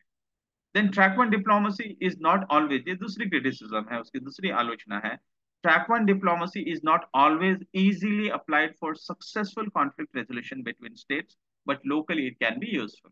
तो होता है कि ट्रैक वन डिप्लोमेसी जो इंटरनेशनल कॉन्फ्लिक्ट के संदर्भ में ट्रैक वन डिप्लोमेसी हमेशा ही बहुत ज्यादा परिणामकारक नहीं है, क्योंकि जैसे मैंने कहा ये जो पहली आलोचना जो है ट्रैक वन डिप्लोमेसी की कि state parties win lose game के कॉन्टेक्स्ट में ट्रैक वन डिप्लोमेटिक निगोशिएशंस को देखते हैं। इसीलिए ये जो track one diplomacy international level पे मतलब बिटवीन स्टेट्स जब नेगोशिएशंस होते उसके संदर्भ में बहुत ज्यादा परिकारक परिणामकारक नहीं है, लेकिन लोकली जो विद इन स्टेट जो फाइटिंग ग्रुप्स है उन कॉन्फ्लिक्ट्स को रिजॉल्व करने में ट्रैक वन डिप्लोमेसी सक्सेसफुल हो सकती है। अब ट्रैक वन डिप्लोमेसी की कैटेगरीज की चर्चा करते हैं। इसमें इनफॉर्मल कंसल्टेशंस मतलब जो औपचारिक नहीं है, इनफॉर्मली कंसल्टेशंस होते हैं। जो दो देश कॉन्फ्लिक्ट में इन्वॉल्व है या दो पार्टीज कॉन्फ्लिक्ट में इन्वॉल्व है, उन कॉन्फ्लिक्ट्स को एक एक सकारात्मक दृष्टि से उसको सुलझाने के लिए उसमें जो पहलकदमी जब चलती है तो उसमें इनफॉर्मली अनेक सारे जो देश है अपने कंसल्टेंसी सर्विसेज ऑफर कर सकते हैं। जैसे बहुत बार जो होता है फॉर्मल कंसल्टेशंस नहीं होता है, अमेरिका सतत जो इसराइल और पैलेस्टाइन के बीच में जो कॉन्फ्लिक्ट हो रहा है इनफॉर्मली वो कंसल्ट दोनों भी देशों के जो कॉन्फ्लिक्टिंग पार्टीज है उनके साथ कर रहा है या उनके सपोर्टिव पार्टीज है उनके साथ भी सतत कर रहा है। और अन्य देशों में भी अनेक हिस्सों में जो है अफ्रीका के अनेक हिस्सों में रवांडा बुरुंडी यहाँ जहां जहां कॉन्फ्लिक्ट हुए हैं इनमें इनफॉर्मल कंसल्टेशंस ऑफर किए गए, मतलब ये औपचारिक नहीं है, इनफॉर्मल कंसल्टेशंस है। उसमें कोई रिटन डॉक्यूमेंट सामने नहीं आएगा, इनफॉर्मली चर्चा होगी, कैजुअली चर्चा होगी। तो ये इसमें ट्रैक वन डिप्लोमेसी का पहला जो कैटेगरी है उसको हम समझ सकते हैं अनौपचारिक चर्चा, इनफॉर्मल कंसल्टेशन। दूसरा जो है गुड ऑफिसेस मतलब जब दो देशों के बीच में किसी विषय को लेकर के कॉन्फ्लिक्ट है। कॉन्फ्लिक्ट का मतलब हमेशा युद्ध नहीं है, ये भी बात ध्यान में हम रखें। कॉन्फ्लिक्ट का मतलब है टेंशन है अभी दोनों देशों के बीच में किसी विषय को लेकर और वहां पर एक डेडलॉक आया है, मतलब उनके बीच में संवाद खत्म हो चुका है। वह उसके परिणाम दोनों देशों के इकोनॉमी पे भी है, वहां के लोगों पर भी है और अंतर्राष्ट्रीय राजनीति के संदर्भ में भी है। तो जैसे डोनाल्ड ट्रंप जब प्रेसिडेंट थे तब डोनाल्ड ट्रंप और पुतिन के बीच में चर्चा स्थापित करने के लिए स्विट्जरलैंड ने अपने गुड ऑफिसेस ऑफर किए थे, मतलब अपने ऑफिस दोनों भी देशों के बीच में उनको बात करते हुए the head of state of the Switzerland will speak to President Putin and also President Trump. That time President Trump थे, अभी President Biden है। So they had offered good offices, मतलब कोई अपना देश जो है एक देश जो है दोनों देशों के बीच में संवाद को संवाद की शुरुआत हो और उनमें सकारात्मक ढंग से वो किसी एक आउटकम पे किसी एक साझा समझ पर वे आ जाए, इस दिशा से गुड ऑफिसेस ऑफर कर सकते हैं। मतलब अपने ऑफिस दूसरे देशों को वो दे सकते हैं। अपने ऑफिस मतलब ऑफिशियल हो सकता है कि वो होस्ट कर सकते हैं दोनों देशों को। जैसे 1965 वॉर के बाद रशिया तब नहीं था, सोवियत यूनियन ने ताशकंद में दोनों भी देशों को पाकिस्तान और भारत को बुला करके ताशकंद अग्रीमेंट करवाया था। तो उसमें हम कह सकते हैं कि रशिया जो है अपनी गुड ऑफिसेस जो है इन दोनों देशों को ऑफर किया था। स्पेशल एनवॉइस मतलब उस कॉन्फ्लिक्ट को रिजॉल्व करने के लिए जो सपोर्टिव पार्टीज है, थर्ड पार्टीज है, अन्य देश भी जो है वह अपने प्रतिनिधि जो है नियुक्त कर सकता है। अब किसी को भी नहीं भेजा जाएगा कॉन्फ्लिक्ट के संदर्भ में, कॉन्फ्लिक्ट रिजॉल्व करने की डिप्लोमेसी के संदर्भ में जिसका एक गहरा अनुभव है, उसमें नेगोशिएशंस को आगे बढ़ाने में जिसके स्किल्स है, ऐसे कुछ लोग अधिकारी जो है वह देश दे सकता है। मैं कल ही प्राइम मिनिस्टर श्री नरेंद्र मोदी जी को मैं अभी सुन रहा था।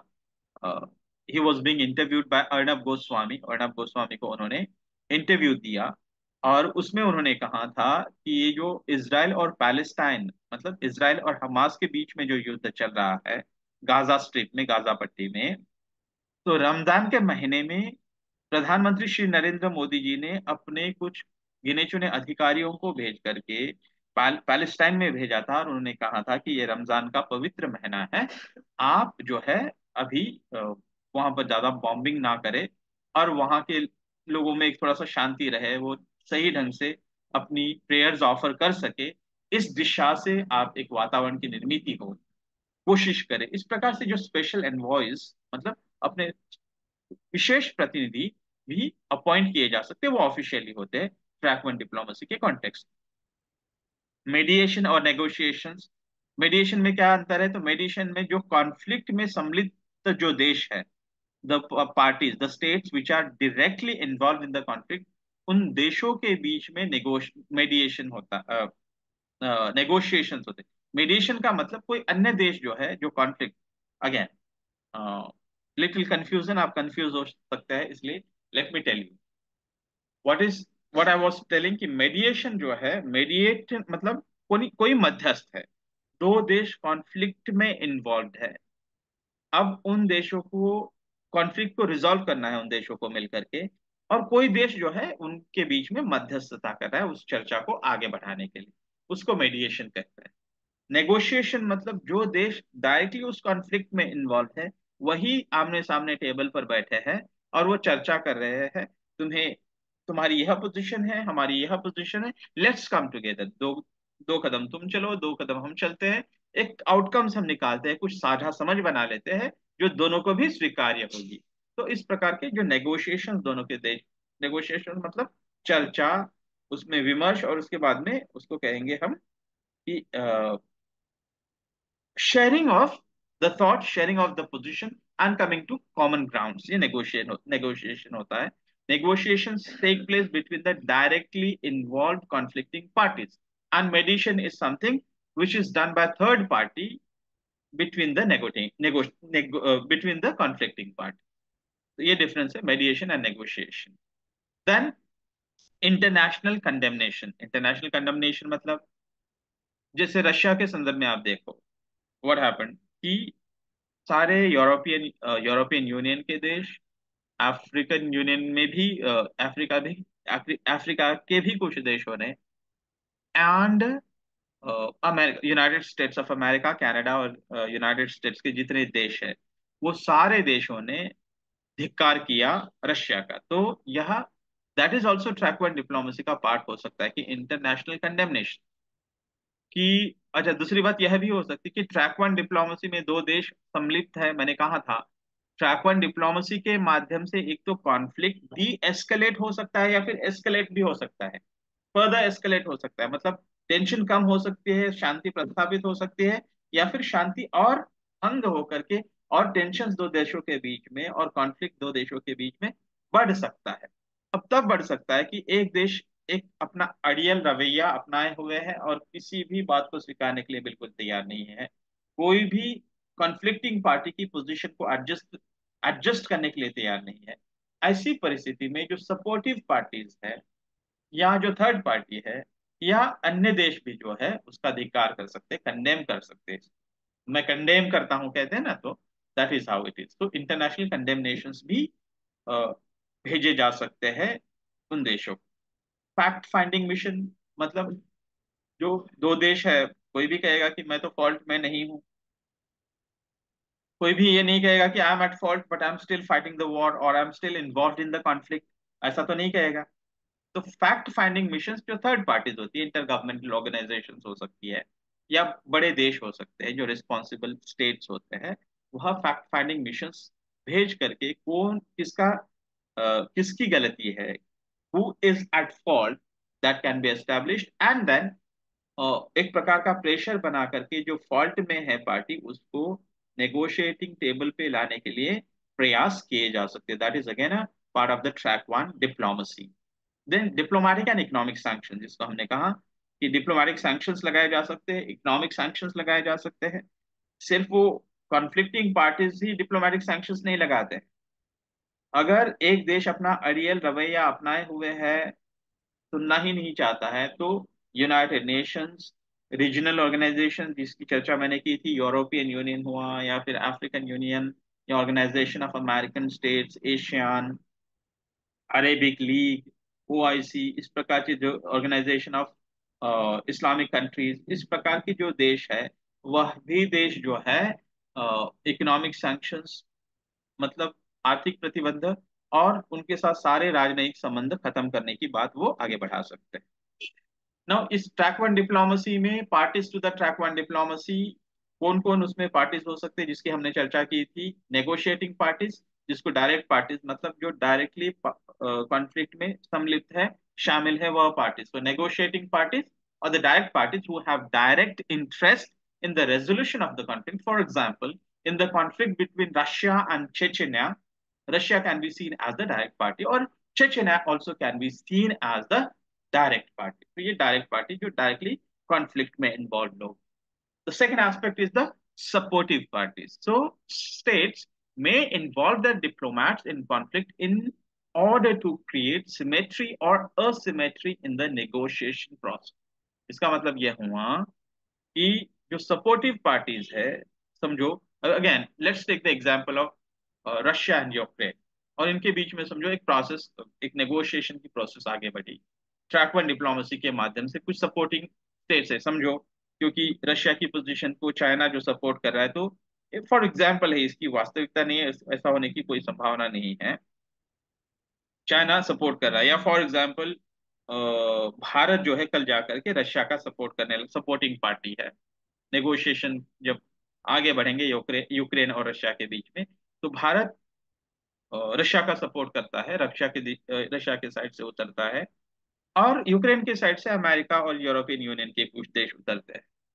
अब जब ये चर्चा जब आगे बढ़ती है, तो अगर इसमें अगर उनके जो सपोर्टिव पार्टीज है, इनके इंटेंशंस अगर क्लियर है और वो चाहते हैं कि ये जो कॉन्फ्लिक्ट ये दोनों देशों के बीच में अभी चल रहा है, जिससे इतनी बड़ी नुकसान हुआ है, जितनी बड़ी दोनों भी देशों में हानि हुई है, आर्थिक नुकसान हुआ है, और यूक्रेन तो बर्बाद होने के कगार पर खड़ा है, इसीलिए अभी आवश्यक है कि इन देशों के बीच में अभी शांति प्रस्थापित होनी चाहिए। अगर ये क्लियर इंटेंशंस है, तो वो सिमेट्री एस्टैब्लिश होगी, मतलब एक समरूपता का स्थापना होगी।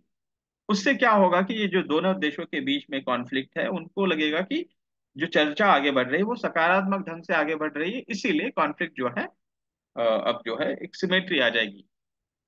सिमेट्री आ जाएगी मतलब कॉन्फ्लिक्ट रुकेगा। लेकिन असिमेट्री ऐसा हो सकता है कि कल जाकर के यूनाइटेड स्टेट्स अपना प्रभाव दिखाने लगता है और कहने लगता है कि रशिया को दबाना है, और वो क्या करेगा कि नहीं नहीं मान रहे हो तो ठीक है, we will send all the military aid, और यूरोपियन यूनियन के सारे दोस्तों को लेकर के यूनाइटेड स्टेट्स सब मिलकर के बहुत ज्यादा मिलिट्री सपोर्ट जो है, बहुत अपनी आर्मी भी अगर भेज देते हैं वहां पे, तो वो भेजने की वो धमकी देते हैं वो ट्रैक वन डिप्लोमेसी के माध्यम से, तो वहां पर असिमेट्री निर्माण होगी। तो वो दोनों भी कॉन्फ्लिक्ट्स में जो है सिमेट्री नहीं बल्कि असिमेट्री निर्माण होगी, समतुलता नहीं बल्कि असमतोल निर्माण होगा। सो सपोर्टिव पार्टीज में दो जो कॉन्फ्लिक्टिंग पार्टीज है, दोनों के भी साइड से कुछ सपोर्टिंग स्टेट्स आ सकते हैं, they are the supporting party. Third party, जैसे मैंने कहा था, third parties in the track one diplomacy are the ones who have acceptance from all the parties involved in the conflict. For example, International Criminal Tribunal for the former Yugoslavia. तो third parties मतलब United Nations या United Nations के माध्यम से appointed जो भी officials होंगे, या जैसे ये मैंने अभी जो कहा था इंटरनेशनल क्रिमिनल ट्रिब्यूनल, इस प्रकार के जो थर्ड पार्टी होती है दोनों देशों के बीच में, वो जो कॉन्फ्लिक्ट चल रहा है उस कॉन्फ्लिक्ट को डिफ्यूज करने के लिए जो नेगोशिएशंस आगे बढ़ेंगे, उन नेगोशिएशंस को फैसिलिटेट करने के लिए थर्ड पार्टीज हो सकती है, कोई एक देश हो सकता है या इंटरनेशनल ऑर्गेनाइजेशन हो सकती है। द ट्रैक वन, तो ये तीन प्रकार के पार्टीज है ट्रैक वन डिप्लोमेसी में, सो ये ध्यान में रखना है। The parties to the track one diplomacy are the negotiating parties और the direct parties, the supportive parties and the third party. So these are the three parties which take part in the track one diplomacy.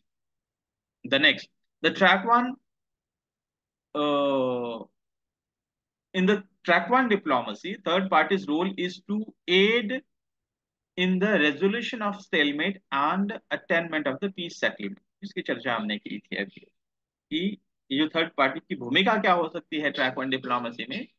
तो वह जो दोनों भी देशों के बीच में conflict एक इस लेवल पे आ गया है, इंट्रैक्टेबल कॉन्फ्लिक्ट जिसे कहते हैं, मतलब वह इंट्रैक्टेबल कॉन्फ्लिक्ट का मतलब उस प्रकार के कॉन्फ्लिक्ट से है कि जो कॉन्फ्लिक्ट रुक ही नहीं रहा है, चल ही रहा है, जैसे रशिया और यूक्रेन के बीच में अभी, इसराइल और हमास के बीच में ये कॉन्फ्लिक्ट इंट्रैक्टेबल स्वरूप के लग रहा है, चलते ही रह रहे हैं, उसकी कोई भी जो उसका सोल्यूशन है नजदीक समय में दिखाई नहीं देता, उसको इंट्रैक्टेबल कॉन्फ्लिक्ट कहते हैं। INTRACTABLE, इंट्रैक्टेबल कॉन्फ्लिक्ट मतलब लंबे समय तक चलने वाला conflict. So the track one और third parties role is to aid the resolution of the stalemate. ये जो स्टेलमेट आया है, कॉन्फ्लिक्ट चल रहा है, उसमें कोई भी सॉल्यूशन दिखाई नहीं देता है, ऐसी परिस्थिति को आगे बढ़ाते हुए उसको एक प्रकार का सॉल्यूशन देने का काम थर्ड पार्टीज कर सकती है। और वो पीस एस्टैब्लिश करने में भी थर्ड पार्टी जो होता है, जो तीसरा जो पार्टी है ट्रैक वन डिप्लोमेसी में जो पार्टिसिपेट करती है, वह उस प्रक्रिया को आगे बढ़ा सकती है। Now this can be done in the capacity of, जो थर्ड पार्टी जो है वो स्टेलमेट को रिजॉल्व करने में मदद कर सकते हैं, रोल प्ले कर सकते हैं, या फिर एक पीस प्रोसेस को आगे बढ़ाने में जो मदद कर सकते हैं, वो कैसे कर सकते हैं? So this can be done in the capacity of a mediator और arbitrator in the peace making process. Peace making process मतलब दोनों भी देशों के बीच में पीस निर्माण हो, उस कॉन्फ्लिक्ट का रेजोल्यूशन हो, वह कॉन्फ्लिक्ट रुक जाए, इस दिशा से पहलकदमी में मेडिएटर मतलब मध्यस्थता की भूमिका, या आर्बिट्रेटर, वह उसका रोल वह थर्ड पार्टी प्ले कर सकता है। तो अगर आपको यह सवाल आए कि what is the third parties role in the track one diplomacy, तो उसमें हम यह इन सब चीजों की चर्चा करनी होगी कि the track one in the track one diplomacy, third party's role is to aid the resolution of a stalemate and the attainment of the peace or establish a peace. Second is this can be done in the capacity of a mediator, वो mediator हो सकते हैं और arbitrator हो सकते हैं, and they can push the peacemaking process between the two countries. Third party की जो इन्वॉल्वमेंट होती है, the third party involvement often helps diffuse tensions and creates a common language through which the parties can negotiate and settle differences. इसके माध्यम से किया जा सकता है कि टेंशंस को कम करते हुए दोनों भी देशों के बीच में एक साझा समझ निर्माण करने में थर्ड पार्टीज महत्वपूर्ण भूमिका निभा सकती है। So third party track one diplomats intervene as mediators when, मतलब वो मेडिएटर्स कब कर सकते हैं? जब a process possess a clear mandate to intervene, मतलब मैंडेट है उनके पास, मतलब उनके पास उस प्रकार से रिक्वेस्ट है। एक तो दोनों देशों ने उसका स्वीकार कर लिया है जो कॉन्फ्लिक्ट में इन्वॉल्व है उन्होंने, और अपने देश के मतलब समझो किसी ने थर्ड पार्टी के रूप में कोई देश सम्मिलित होना चाहता है, एक तो पहली बात तो है कि उसमें वो दोनों भी देशों की स्वीकृति होनी चाहिए कि वी एक्सेप्ट दिस कंट्री और this diplomat from this country as our mediator. तो जब उनके पास क्लियर मैंडेट होगा तभी वो इंटरवेन कर सकते हैं। Have interest and stakes in conflict such as political और मिलिट्री स्टेबिलिटी, जैसे मैंने कहा था थर्ड पार्टी कौन बनेगा? Why would somebody put in so much of efforts to diffuse the conflict? तो जैसे मैंने कहा था इसराइल और हमास के कॉन्फ्लिक्ट के संदर्भ में, why is America interested? America interested क्यों है? बिकॉज अगर ये कॉन्फ्लिक्ट अगर और एस्केलेट हो जाए और बढ़े, और अन्य देश भी अगर वो अरेबिक कंट्रीज उसमें इसरा पैलेस्टाइन के साइड से, हमास के साइड से उस युद्ध में उतरे, तो पैलेस्टाइन की पोजीशन जो है वो कमजोर हो जाए, इसराइल की, आई एम सॉरी, इसराइल की पोजीशन, इसराइल और पैलेस्टाइन मतलब हमास के बीच में जो युद्ध चल रहा है, अभी तो अपर हैंड इसराइल का है, और इसराइल जो है वो अमेरिका का फ्रेंड है। अमेरिका हमेशा इसराइल की मदद करता है, और वो अरेबिक पेनिनसुला में इसराइल उनके लिए एक महत्वपूर्ण मिलिट्री अलायंस पार्टनर भी है, इसराइल। इसलिए इसराइल के हितों को प्रोटेक्ट करना अमेरिका की अवश्यम भावी दायित्व है, वो हमेशा करता आ रहा है, आगे भी करता रहेगा। अब अगर लेकिन ये पैलेस्टाइन के साइड से, मतलब हमास के साइड से अनेक अरेबिक देश अगर इसराइल के विरुद्ध में युद्ध में उतरते हैं, तो इसराइल की पोजीशन कमजोर होगी। अगर इसराइल की पोजीशन अगर कमजोर होती है, तो फिर यूनाइटेड स्टेट्स को इसराइल की ओर से अपनी मिलिट्री उतारनी पड़ेगी, मिलिट्री एड देनी पड़ेगी, तो ये बहुत बड़ा बर्डन अमेरिका पर आएगा, और वह आर्थिक नुकसान भी अमेरिका का बहुत होगा। इसीलिए third party takes part in the track one diplomacy on behalf track one diplomacy when it has interests and stakes in the conflict, such as the political or military stability। जैसे मैंने अभी United states की चर्चा आपके सामने रखी है। Then third parties are invited by both the parties to intervene। दोनों भी पार्टीज इंटरवेन करते हैं। एक आधी पार्टी को अगर वो एक्सेप्टेबल नहीं है, तो थर्ड पार्टी न न मान न मान न मान न न जान न पहचान, मैं तेरा मेहमान, इस प्रकार से नहीं हो सकता है। तो both the parties must accept the third party as the mediator, तभी वो मीडिएट कर सकते हैं, मध्यस्थता कर सकते हैं। want to preserve a structure to which they belong। जो पॉलिटिकल स्ट्रक्चर है जो इंटरनेशनल स्तर पे, उस स्ट्रक्चर को वो प्रिजर्व करने की भूमिका, वही उनका इंटरेस्ट है उसमें। and seek to extend their own or their party's influence and believe that participation in the mediation process will do so। मतलब क्या हुआ, seek to extend their own or their party's influence or believe that participation in the mediation process will do that।